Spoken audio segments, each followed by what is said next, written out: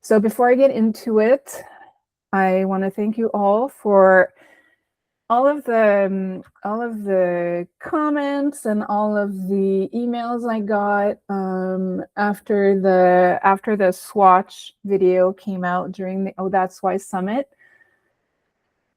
I have been talking about the gauge swatch as loud as I can for the past couple of years, and I think once you once it clicks for you how important the gauge swatch is, and that it's not a waste of time, and that it's not a waste of yarn, and that it allows us to make adjustments to our projects and all that good stuff.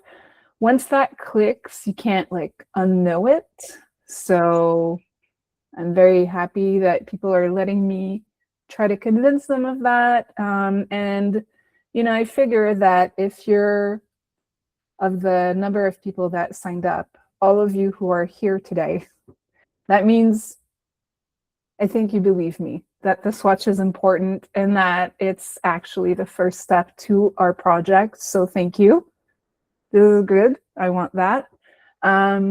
So I want to give you the floor so that as much of this hour as possible is spent on your troubleshooting. All right, so does anyone want to break the ice? I was doing some swatching last night for a like a vest, like a summer weight vest. And actually I've been swatching it over the last few days and came to a couple of realizations. I did not like the yarn. I did not like the yarn color. My swatch was 34 stitches long, and I had trouble every single row making sure I had 34 stitches. Every single stinking row. And now I'm going to be making a vest that's like 240 stitches wide. And so, so this has been going on for a couple of days now. And overnight last night, I decided that I don't feel like making this. I'm going to give the yarn away to somebody else who loves making all kinds of things with, you know, all kinds of other things, and try something else instead. I'm glad you know I what? it. That is so valid. That is such a great point. The swatch does more than give us the math. It also tells us, do I even like how this is working up? I don't know if you were knitting it. I'm assuming with a 34 stitch count that you were knitting it. No, it was actually crochet with a 4mm hook. It was not fingering. It was actually a 3-weight, but it was like a string almost. Okay. It was like a string. I mean, it was a cotton yarn. I've stitched plenty with cotton, but it was extremely soft.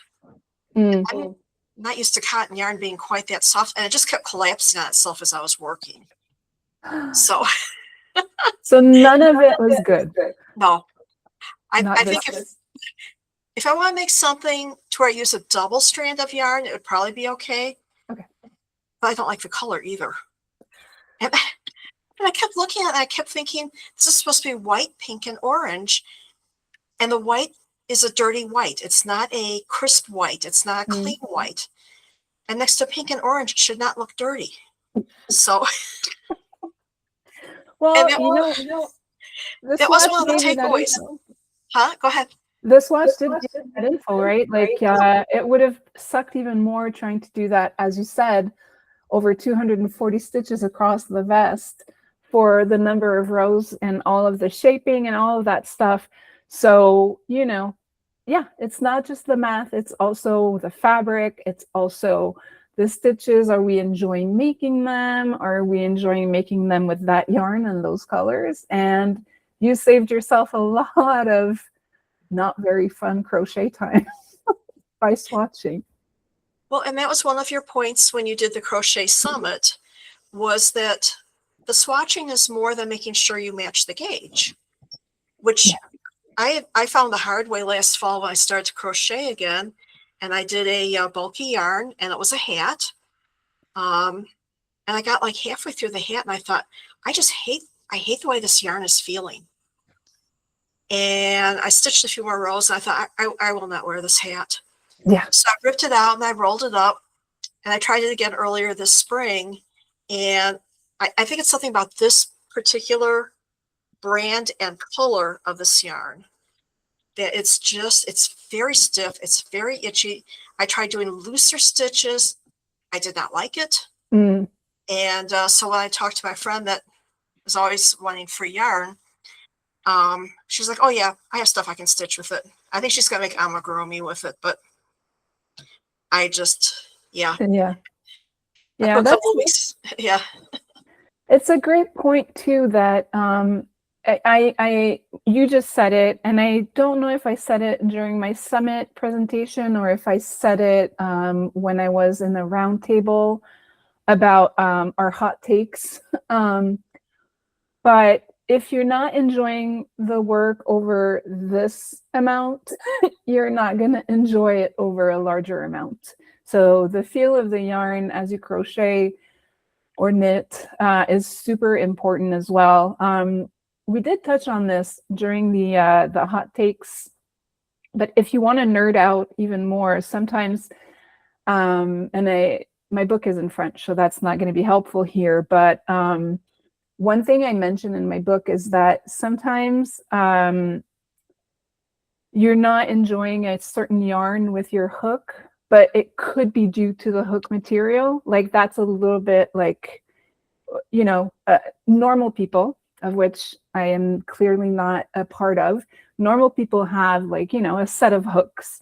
I have like 200 hooks. And if I don't like the feel of the yarn with a certain hook, sometimes switching will help. Let me tell you why. So bamboo hooks will stick to certain yarns where acrylic might not, or metal might not. So sometimes if I find my yarn is too slippery or too sticky, I change hooks, and that can help. You can't do that in the middle of a project because that's gonna affect your tension. But even that, like if you're not enjoying the feel of a yarn, sometimes it's not the feel of the fabric that you're not liking, it's just the feel of working with that yarn and that hook, and you can switch hooks to see if that'll help. I don't think, Nancy, that that's what's happening with you. Clearly this yarn and you aren't going to be friends, but that's a great point. Well, and I agree with you about the hooks. I love my furl hooks. They are just easy on my hand. They're easy to use, but I do not like them with cotton. Every time No. I have tried them with cotton, they just don't glide very well. Yeah. And so when I do cotton, I go back to my, Clover Amore hooks because they just work so much better for whatever reason. Those are, so you just mentioned two of my favorite brands of hook. My Clover are basically my workhorse hooks. Those are like what I will always swatch with first. Clover Amore, they have the best tips. The handle is ergonomic, so you're not straining your hands or your forearm or even your shoulder as much as you would with like a straight metal hook. And they're expensive-ish. They're like $10 to $12 a hook if you're not buying a set, but not so expensive that if you lose them while traveling, you're gonna cry like I would if I lost a furls hook, because they're a gift we make ourselves. I remember having a conversation with Harrison, the founder of Furls, at one point, and he calls his the Rolls Royce of hooks. You don't want to. I can't bring my candy shop hooks that were like $40 each on a road trip, but they are really great to crochet with, and they're easy on our hands. Nancy, thank you so much. I'm not saying goodbye to you. Stay here. But I do want to go to Donna's question in the chat. She's calling in from work. How aggressively should I block my alpaca swatch so that it will show me how much my project will grow? So I would say it's not necessarily just a question of how aggressive you're going to be, but also a question of how big to make the swatch. Alpaca is relatively, I'll get back to that. Alpaca is a relatively strong fiber, and you can block it pretty aggressively. The thing is, it's more about how you're going to care for it and how gravity and weight is going to affect it. So depending on what you're making, maybe you can tell me in the chat, but if you're making a garment and the yarn is superwash treated, I would say toss it in the washer and dryer just to see how it reacts to that, because that's as harsh as you can go, right? And it's only a swatch. So if it ends up breaking, it'll also give you some indications. But if it comes out still in good shape, that'll give you so much insight into how much it'll stretch when blocked. You can't ever be as aggressive, even with a wet swatch, even with like a soaked swatch, as a washer and dryer will be. Cal. Oh, okay. So you can definitely, it's a cal and it's non-superwash. All right. So definitely never mind what I just said about the washer and dryer in your case. So yes, you will have to hand wash that. And since you're making a cal, then sadly, I will say that what I just said, you should disregard. Make the swatch as big as you can. Like, we never make a swatch under 15 centimeters, ideally, or 6 inches. I have to remember, you are all not necessarily Canadian. So you do want to swatch at least 6 inches, and then you're going to soak that one. And I would block it pretty aggressively, but at the same time, I'm thinking out loud as we do this, right? I didn't prepare for this. Well, I did, but I didn't know the questions in advance. You want to block it relatively aggressively, but it won't tell you the same way washing would, unless, and this is maybe something that you could do, it's not going to be necessarily about pulling on the yarn as much as it will be soaking the yarn and possibly moving it around very delicately if it's not treated, because it could felt. So I would move it around in the water so that it can expand. And depending on the stitch pattern, it'll expand more or less. So if your stitches are very dense, if it's all half double crochet, it won't move as much as if it's a lace knit fabric, because the lace will definitely move a lot more. So by moving it slowly and delicately in the water before you take it out and take the water out and pin it into place, that that moving around in the water will also show you a little bit more what the fabric will do over time. But I wouldn't be too worried about how much a swatch will grow or how much a cowl will grow as a garment. The cowl will be worn against your neck. It'll be held up with your shoulders. So it's not going to be as affected by the pull of gravity as a garment would be. I don't know if that makes sense to you, but because it's going to be held in place, you're not as worried about gravity pulling on it. Do measure the swatch before and after blocking, because you will still get a percentage of growth, and then probably add a little bit to that to get a more real number. So if your growth is like 5%, it might be like 6 or 7% growth in reality, but it won't be much more than that because it can't fall further than your shoulders technically. Does that make sense? I'm afraid of making an alpaca garment. Yeah, alpaca is tricky. One of my favorite sweaters I made was named after my grandmother, Jacqueline. Um, and I sold it to someone.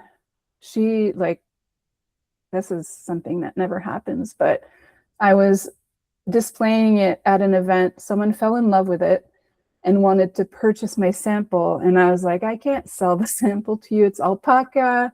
Just the price of the yarn is a lot. If I factor in some time, and she asked me for a price, and I gave a number that I thought was just crazy. And she came back, she went to the ATM, she came back, gave me the amount, and left with my sweater. That has never happened since, but that was quite the experience. It was baby alpaca. It was the softest thing ever. Crocheting that thing was a joy.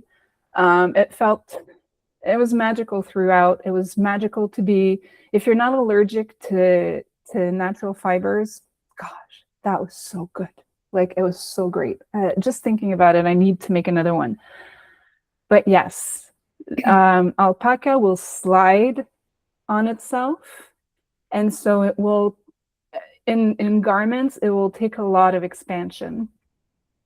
So not for the faint of heart, but it creates such wonderful fabric. If you can swing it, if you can't swing it for a whole garment, unless you're like an extra small and you're fine, I have to purchase, a lot more fiber to fit over me. But otherwise, like in a cow, oh, that's going to be so good. Does crochet grow less than knitting? Not necessarily. Okay, so our stitches are structured very differently, as you know. Knitting is like interlocked, basically, and crochet is worked around itself. So knitting will grow more vertically and horizontally, where crochet will grow more vertically, but not so much horizontally. And I'm talking here like rows versus stitches. So yes, knitting grows more, but not necessarily in all stitch, like not all knit patterns and all crochet patterns. There can be discrepancies if there are a lot of yarn overs. There's less elasticity in them, but generally speaking, it'll grow less. And that's kind of why I can more easily make a garment with alpaca than, well, you can knit them, but you're going to knit to a tighter gauge. It's a lot. I'm saying a lot of things, and I think I may be confusing, and I don't mean to be. But yes, sorry. Lost me. I lost myself. Just gonna go back. Mindy, my screen says I'm sharing my screen. Any idea how to turn that off? I don't see anyone sharing, but I don't know if anyone else is having that issue or if it stopped. I'm just gonna try to see here if I can. No, don't do that. Sorry, I got excited about talking about alpaca and that project. So I may have gotten too excited. Hold on, I'm just gonna go stop the share so that it can't happen. Okay, it should be fine now. I just stopped and I didn't do anything, so I'm glad you guys aren't seeing my screen. You're fine. All right, you're good. All right, so sorry about getting lost in my alpaca anecdote and my love for that yarn. I will say the yarn that I was talking about for that project, the baby alpaca, was yarn from Illimani, the Royal One alpaca. If you can ever get your hands on that, ooh, so delicious. I'm telling you, it's like crocheting with with butter, basically. Just so good. All right. Does anyone have another swatching question about anything or swatching anecdote?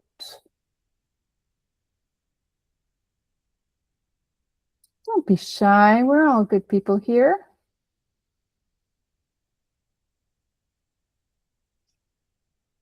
Okay, then I'm just going to keep talking. Or we can discuss anything at all related to crochet and knitting. We can, like, this is a swatching AMA, but we are definitely just, we can talk about crochet and knitting for sure. Doesn't have to be swatching. So for swatching acrylic, is it necessary to melt it? That's a great question. And for those of you who are unsure what that question is referring to, the fact is a lot of times we see in Facebook groups are a good place where we see this this false information that acrylic can't be blocked, and it can be, but it can only be blocked with steam. So to answer the question, yes, technically, to block acrylic, you will have to melt it. So let me go a little bit deeper into that. Natural fibers like sheep's wool, alpaca, cotton, linen, all of those can be blocked either by steam, by soaking, or by being sprayed with water, spritzed with water. You don't have to necessarily soak the fiber.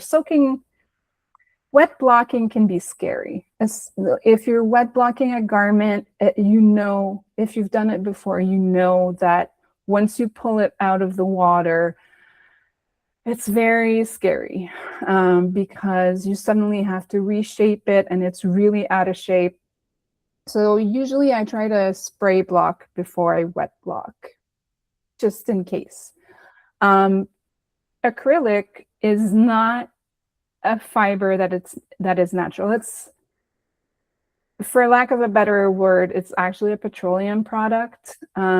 It's plastic. And so plastic, if I try to reshape it, if I take, like, I don't know, if I take this wire here, like it's coated, if I try to give it a new shape, like I can hold it like this for half an hour. When I let it go, it's just gonna, it won't remember what I was trying to make it do. The only way I can force it to remember that is if I heat it up, reshape it while it's in almost liquid form, and then let it dry. That's basically what's happening if I'm trying to force acrylic to keep a new shape. So why does steam work to block acrylic? It's because that steam basically melts the plastic, the acrylic, and then you give it a new shape, and then it'll hold that new shape forever. You can't really undo it. You can reblock it. You wouldn't need to reblock acrylic the same way you need to reblock natural fibers. It'll remain in that shape pretty much forever. Unless you messed up, you didn't block enough, or you block too much, then you can steam it again, block it more, block it less as needed, let it resume room temperature, and it'll stay in this new shape. If you press the metal plate of the iron or of the steamer to the acrylic, it will melt, but like melt, like flatten and melt. That you can't bring it back. It's like melting cheese. Like it can't like get back to the previous shape. So yes, technically 100% acrylic can only be blocked using steam. If it's not 100% acrylic, if you've got a natural fiber in there in the mix, then you can block it with steam, steam spray or wet blocking. It won't block as much as 100% natural fiber would, but it will still be blockable with something other than steam. Does it change the texture of the yarn when you steam block it like that? Not really, because we're not. So again, like if I were to press my iron or steamer, the metal plate against it, yeah, that's irreversible. It's not coming back. It's going to flatten and like melt, just like plastic, because that's what it is. And I want everyone who's listening to this, either live or on the replay, I need you to hear, I'm not saying that acrylic is bad when I say that it's plastic.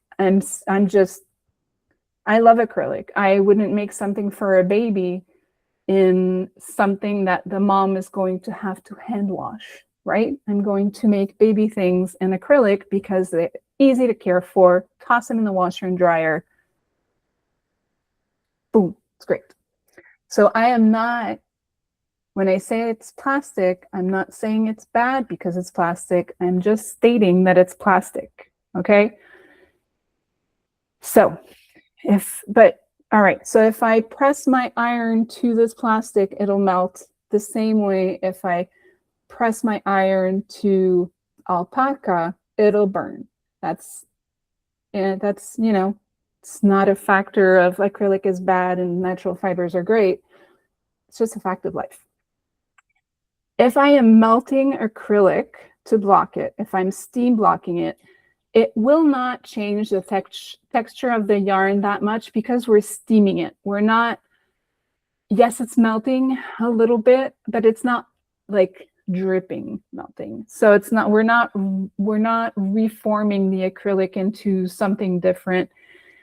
It will just soften a little bit, take a new shape and stay that way, but not noticeably physically. Like when you look at it, it'll still look exactly the same, but in a new, like just a little bit slacker, right?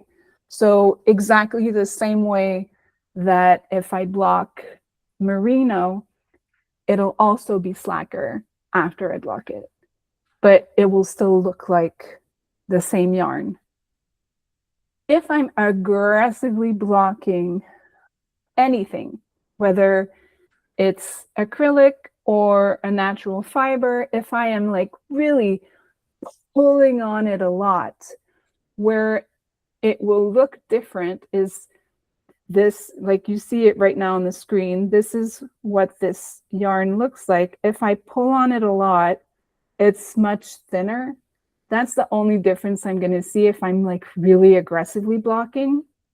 So that will be something like an aggressive wet block will go from this to like a little bit thinner. But if I am only spray blocking, regular wet blocking, steam blocking, it'll barely be noticeable between how it is here and how it is here. Like you barely see a difference. So whether you're blocking an acrylic or a natural fiber, the change is not big enough to be super noticeable unless you're like doing something super aggressive. This just reminded me that if you're steam blocking, no matter if it's acrylic or natural fibers, if you can, I recommend putting the piece in shape before applying the steam. It's it usually will make things a little bit easier if you do it that way. If you start by shaping it and then steaming it, rather than steaming it and trying to get it into shape. I don't recall if that's the direction. I explained it in my presentation. I'd have to look at it again, but it's something that, you know, since I did that presentation, I realized it'll be more appropriate to pin first and block with steam rather than steaming, shaping, and hoping for the best. So I hope that helps. Are there any other people who would like, or, you know, same people, other people, doesn't matter.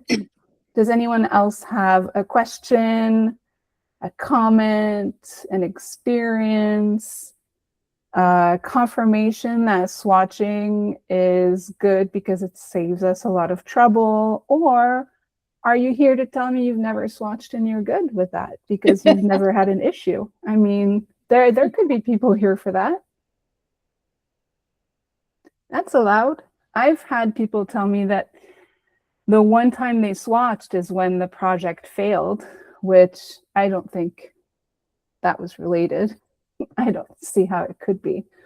I heard laughing, but I don't think anyone's here to tell me that swatching is useless. What are you all working on currently? I've never swatched, but after the summit, I intend to try it. See, that's amazing. I really appreciate you saying that. I was giving an AMA in French just before you guys, and about the same topic.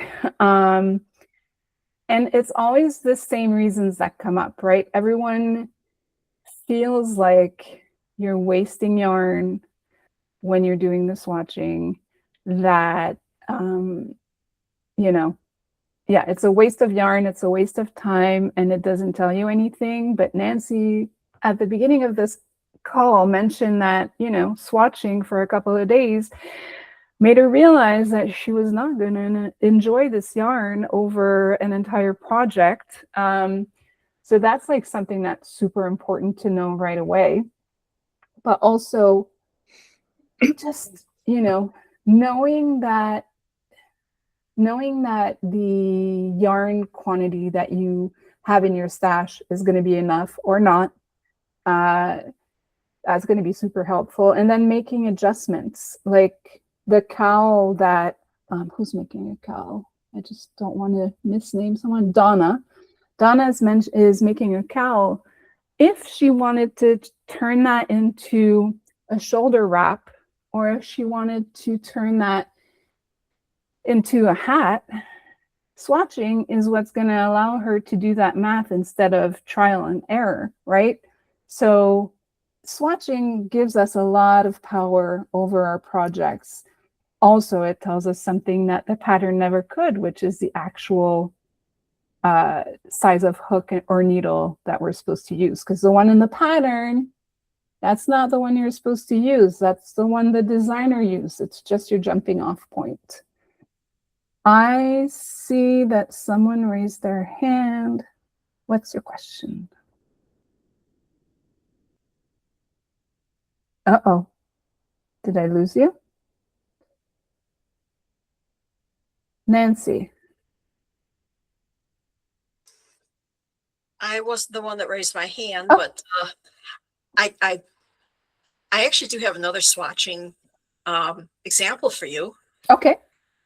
It was a blanket, and so I wanted to see how close I came to the gauge, and I used the recommended hook with the yarn that was recommended, and I could not stand it. It was super stiff, very hard to, it was so tight I could hardly crochet it. Ended up going up actually 2 hook sizes, which made the gauge much larger. So I had to do a little bit of math and figure out how much less I had to do to get the blanket size I needed. And as it turned out, this particular pattern I was trying to make a size large with the blanket. And when I looked at the instructions for the size medium, it matched the gauge of what I wanted for the size I wanted. Okay. I thought, okay, that's close enough. I'm just going to make the size medium, and however big it is, I've got enough yarn. But that would have been another one that had I done it the way with the hook and the gauge, and I met the gauge. I met the gauge with the hook, that hook size, but it was just so tight. Yeah. And I don't want a blanket like that. That's just not fun. You know what? There's a lot of, this is recorded, so I'm going to be careful in how I say this. But there isn't a barrier to entry into this world, whether, and that's good. Like, gatekeeping sucks, but anyone is a designer, anyone is a tech editor, anyone is a everything, right? So sometimes even designers don't necessarily know how to measure gauge, which is unfortunate. But also sometimes just because you can't go and touch that designer's blanket to see how it feels. We've all, maybe not all of us, but a lot of us have purchased clothing online. And when it gets to you, even though you measured yourself, when it gets to you, it doesn't fit quite like it fits on the model in the ad, because they do it purposefully so that we purchase it, right? So they'll put a teeny model in a much larger sweater than they should be wearing, and so we think we're going to get that same fit. Photography in a pattern is also affected by marketing. So we want the pattern to look its best in the photos, and maybe we're not seeing that, yes, the stitch looks great, and in the photos it looks amazing, but maybe it's not very blankety when you hold it up. It's possible that that pattern was too tight as well. It's possible that the designer measured the swatch badly. I realize saying this is not going to help convince people that swatching is important, because what if it's just calculated wrong? I'm not saying this happens a lot. I'm saying it is a possibility. Sometimes, and I don't know if this is true in the case of what you're sharing, Nancy, but sometimes if you're substituting the yarn, maybe the substitute isn't as great a substitute as we thought. Maybe the yarn the designer said isn't, you know, the one they use, because sometimes, I'll give an example. There's a hand dyer here who all of her yarns have the same name, but only the weight name changes. So it'll be Julie Lace, Julie Fine, Julie DK, Julie Worsted, Julie Bulky. So if I think that I made my pattern with Julie DK, but in actuality, I made it with Julie Worsted or Julie Sport, then I'm giving the wrong information to crocheters, and they can't make an accurate choice. Swatching saved you a lot of heartache because you saw it wasn't going to give a result that you enjoy. And luckily, and that's usually the case, like, unless you're making a very form-fitting, very involved item of clothing, a lot of the time you can just switch sizes.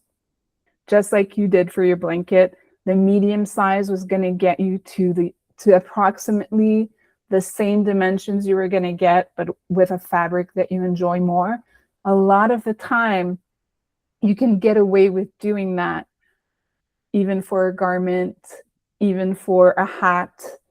You do have to check, you know, for a blanket, it's not quite as bad. For a hat, you will want to do the simple math to make sure that changing sizes will get you where you want. But once that's done, you're good to go. Like, the pattern, it's rare that a pattern comes in only one size. A blanket could. It's very cool that in the blanket pattern you were working with, you had a bunch of different sizes. But if you're making clothing, hats, scarves, cowls, you're going to have a variety of sizes, usually like 2 or 3 at least in a cowl or a hat. And then you can just maybe switch sizes and get where you need if you're enjoying the fabric that you're creating with the hook and yarn that you chose. So, but you can only know that if you swatch. I saw a comment on the YouTube video. It's a comment that was left as I was as the presentation was being watched. And it was about the fact that if you're crocheting an amigurumi, and you know, amigurumi, if there's swatch information in your pattern, You're one of the very lucky ones, because it's very rare that swatch information will be included in amigurumi patterns. Just to make sure everyone's on the same page, amigurumi patterns are those little plush toys that you can crochet or knit if you're very patient. I think crochet is super, like the best art form for amigurumi, but that's just me. A lot of the time they do not include swatch information, because who's going to crochet? Well, that wouldn't be how you swatch for an amigurumi, but let's say they gave you a 10 centimeter square, 4-inch square stitch and row gauge for a toy, for a doll.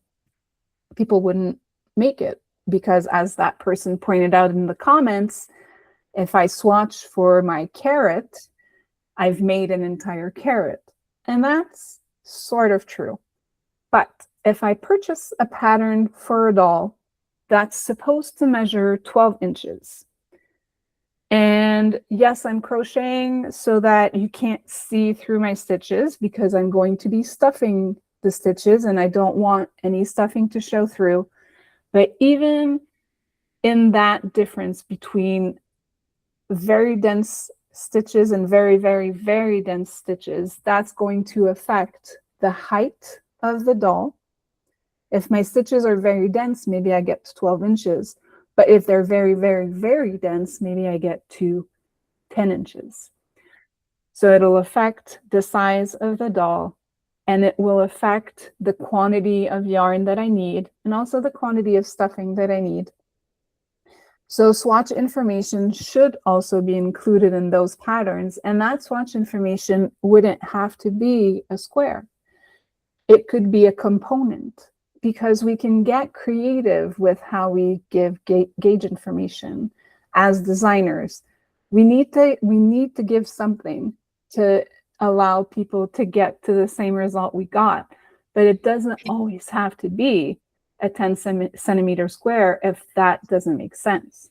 In the case of a doll, it could be make one of the smaller components, let's say an ear for a teddy bear. If I make an ear using this pattern, if I have the same tension as the designer, my ear will measure 2 inches, right? If I make an ear that measures 1 inch, I know I'm off. If my ear measures 3 inches, I know I'm off. So I will have to change hook size or needle size. So it doesn't always have to be a square. If you recall, what I said in the presentation was you have to use the same stitches and the same construction.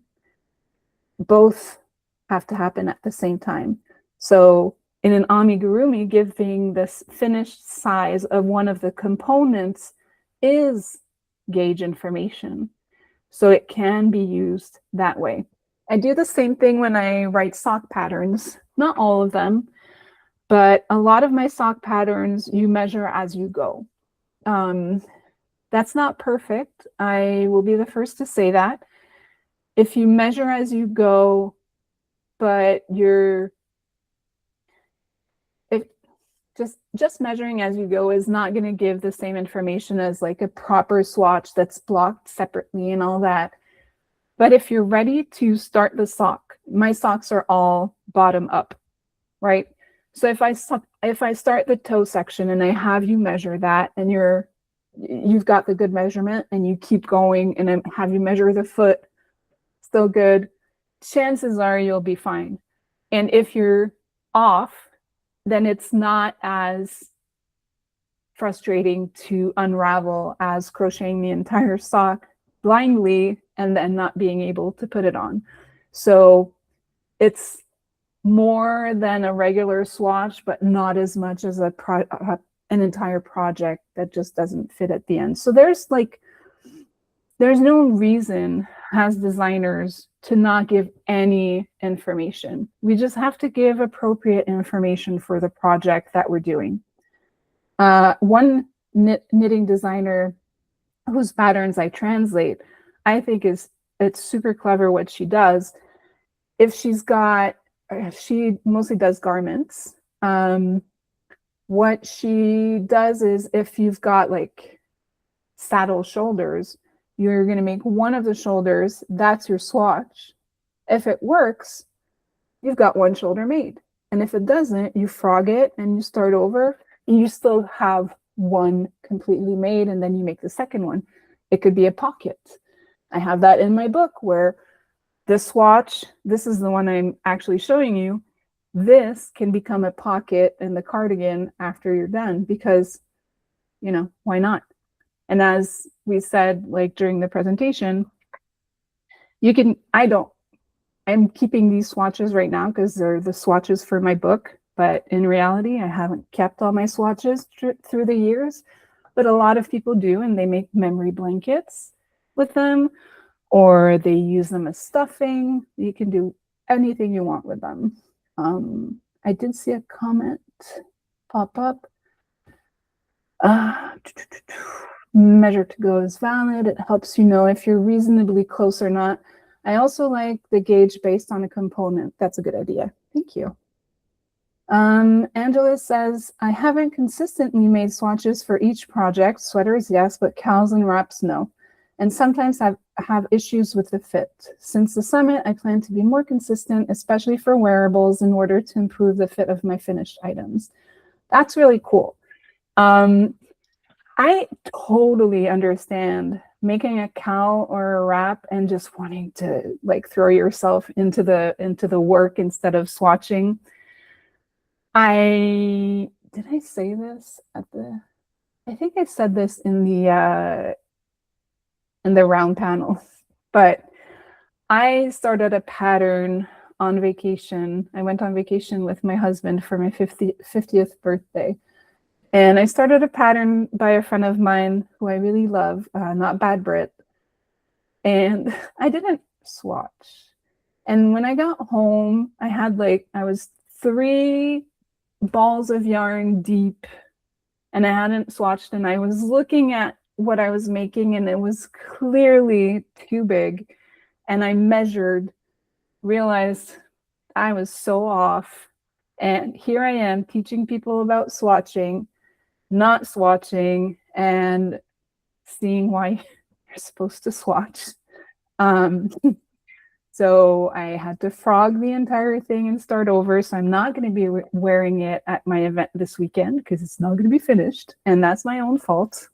But yeah, if you're making a cowl and you can't fit your head over it, or it's the opposite, it's way too big, and it's so big you run out of yarn, like all of those are frustrating things.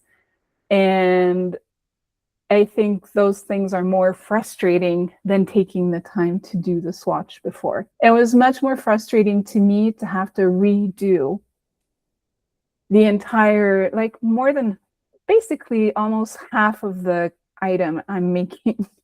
And it's only because even knowing what I know, even being the annoying person that just can't stop talking about swatching at every event I go to, still, I didn't swatch. Lately, I frog my swatches and reuse the yarn in the beginning of the project. Once I figured out the swatch, I don't feel like I need the sample anymore. That's a great point. And I know that this is a question that comes up a lot. Once it's been blocked, can you still reuse the swatch? And the answer is absolutely. What I generally do, if I'm reusing that yarn, because sometimes I play yarn chicken and I lose. I'm gonna sound like the worst designer in the world, but this I'm preparing a filet crochet class for 2 yarn shops around me, and I was, I played yarn chicken, and I ran out of yarn, and I had like 10 stitches left to do on my example for the thing. So a lot of the time when that happens, you can go back to your swatch and pick up that yarn for those last 10 stitches. That's a good use of a swatch.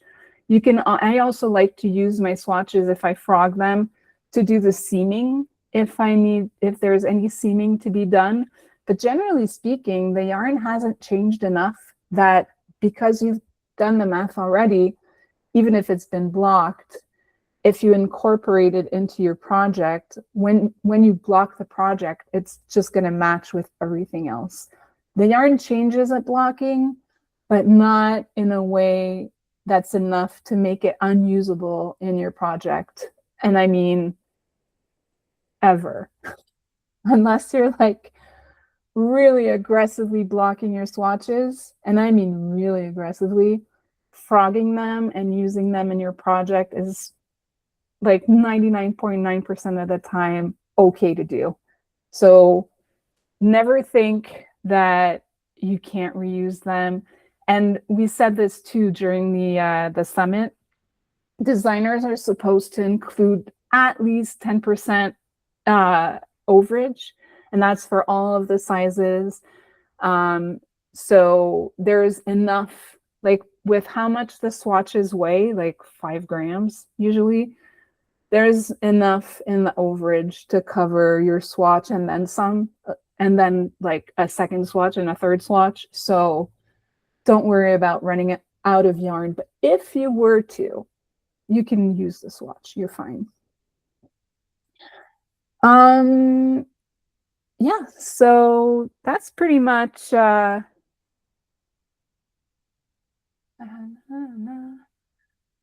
ended up frogging my swatch to finish a piece the other day. I lost that yarn chicken, but didn't need enough to open another skein. There you go. That's 100% it. Like, because any skein that you don't use that's not balled up, you can usually just bring back to the store if you don't want to keep it. So, you know, the swatch, it can be frogged and used.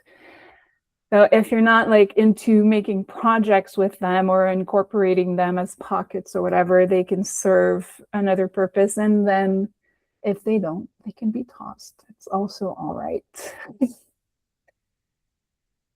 So if, well, I mean, we've got like 5 minutes left. If there's anything else anyone wants to discuss, bring up, ask, I'm all for it. But if not, I will give you back those 5 minutes. I will share this recording with you, and I will share it also with our friends that weren't here. I really appreciate you guys showing up today. Thanks so much, Nancy, Donna, Mindy, everyone who's here. I really, really am thankful that you opened your minds to swatching and are willing to try it. I will repeat, if you have any questions about swatching, I'm always available by email. My email I'm going to put down in the chat so that you have it. But you also have it in my presentation notes and all that stuff. So feel free to write to me if you have any questions ever. My goal is for you to enjoy your pastime or hobby or passion as much as you possibly can. So never hesitate to reach out.